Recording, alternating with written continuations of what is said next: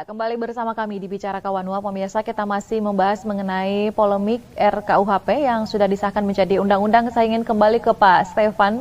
Pak, tadi dikatakan bahwa ini adalah suatu penantian panjang sebenarnya bagi bangsa Indonesia, di mana akhirnya kita bisa punya kitab undang-undang hukum pidana sendiri yang lama itu adalah warisan dari kolonialisme begitu, Pak Stefan. Nah, kalau dari Pak Stefan sendiri tadi mengatakan ini adalah suatu kemajuan, mungkin bisa dikatakan atau bisa dijelaskan ya, ini kemajuannya dari mana saja dan juga adakah pasal-pasal yang lebih baik dibandingkan dengan KUHP yang lama? Ya, jadi sebagaimana yang kita ketahui bersama, draft final ini kan belum lama ini barangkali ya tersosialisasi lewat berbagai macam media.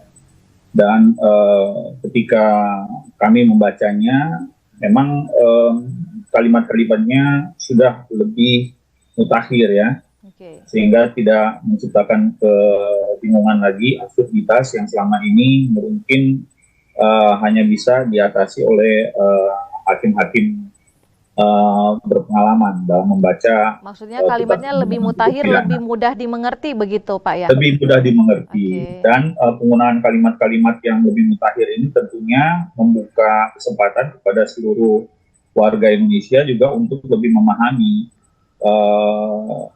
pemidanaan apabila terjadi sebuah tindak pidana. Dan tentunya ini merupakan, seperti yang saya katakan, sebuah langkah maju. Meskipun memang pada prinsipnya sebuah langkah maju ini selalu harus ada juga kontroversi begitu ya? Kontroversi, ya betul. Jadi memang pada prinsipnya manusia itu biasanya takut dengan sesuatu yang belum dikenalnya, yang belum diketahuinya. Dan rancangan kitab hukum pidana kita ini tentunya merupakan sesuatu yang baru. Dan kita juga belum tahu bagaimana ke depan daripada penegakan hukum pidana terhadap pasal-pasal yang sudah dicantumkan di dalam. Memang dalam proses penetapan agar supaya rancangan kitab undang-undang hukum pidana ini menjadi kitab hukum pidana, itu ada uji materialnya dan sudah dilakukan beberapa kali upaya sosialisasi, mungkin tentunya secara terbatas dan tidak terikuti oleh masyarakat pada umumnya.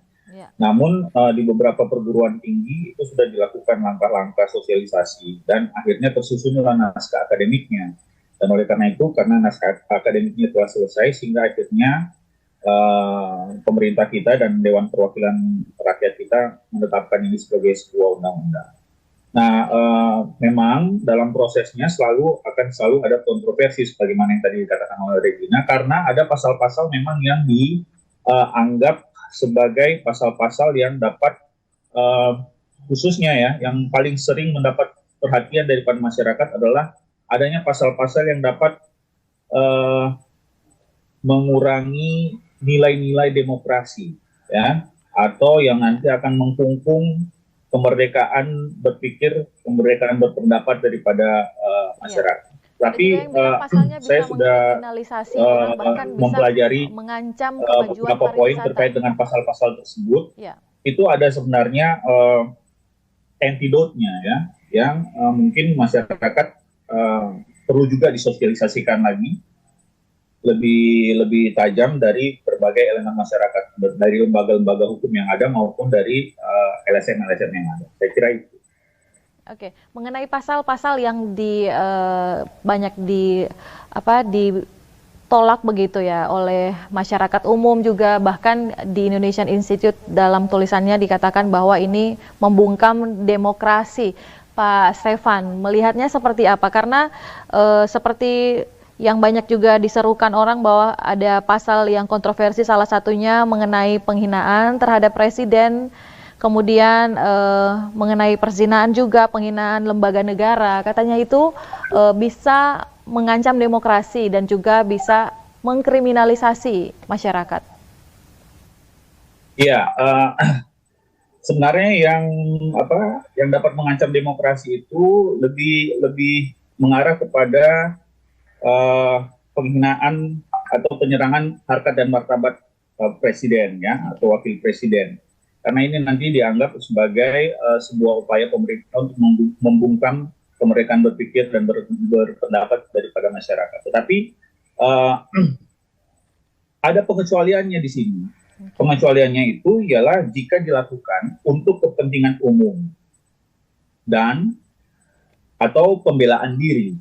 Nah, jadi kalau berdasarkan daripada pengecualian itu, menurut saya, ya, apabila memang ada sebuah tindakan ke depan nanti yang dapat dikategorikan sebagai upaya untuk mencela harkat martabat daripada presiden ataupun wakil presiden, itu akan ada proses peradilannya yang nanti akan ditentukan oleh hakim. Tidak perlu khawatir kalau menurut saya, karena tidak serta-merta nanti yang melakukan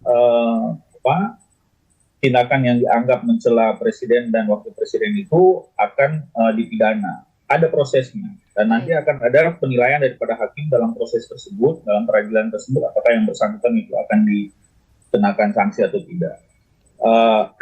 Tetapi inilah yang saya katakan, ini yang perlu disosialisasikan agar supaya jangan karena adanya pasal ini kemudian masyarakat jadi bungkam, gitu.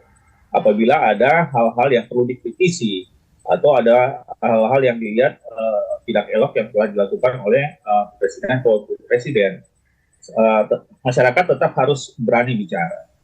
Nah, itu yang menjadi poin yang saya lihat. Kalau dikaitkan dengan contempt of court, itu sebenarnya ada upaya daripada kitab undang-undang ini untuk mencegah adanya peradilan yang ditonton oleh publik lewat media sosial ataupun media massa secara live, karena dikhawatirkan akan muncul tanggapan daripada masyarakat yang nanti akan mempengaruhi keputusan hakim, sehingga hakim tidak lagi mandiri dan tidak lagi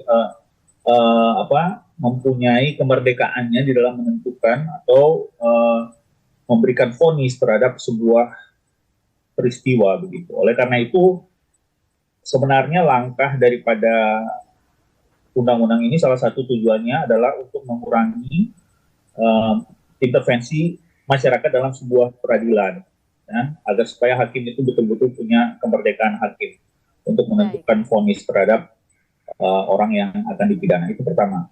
Yang kedua yang terkait dengan